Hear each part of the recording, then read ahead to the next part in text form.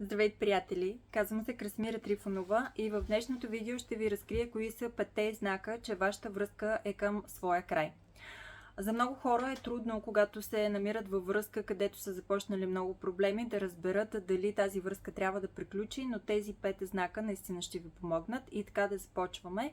Кой е първият много ясен знак? Първият много ясен знак е когато започнете да спорите по-често, като споровете винаги са на стари теми, за които вие не намирате решения. Това са теми, които се преповтарят, спорове, които се преповтарят, които всъщност нямат никакво решение на проблема.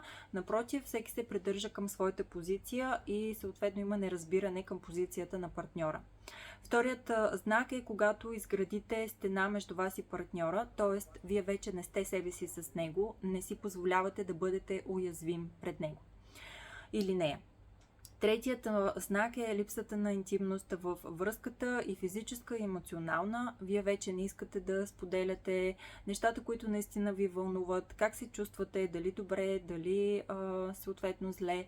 Всъщност вече вие нямате желание за тази емоционална и същевременно в последствие физическа близост с вашия партньор.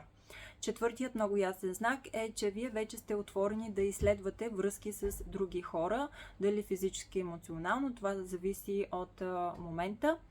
И петият знак, вие се чувствате самотни във вашата връзка, затова има една приказка, която е много вярна.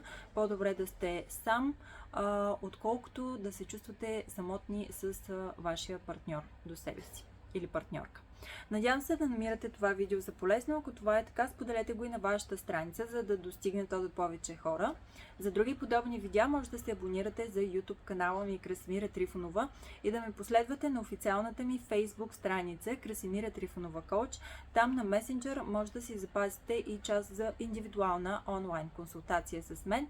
А за тези от вас, които все още не са намерили подходящия партньор или партньорка, може да направите това, като отидете на моят сайт krasmiratrifonova.com.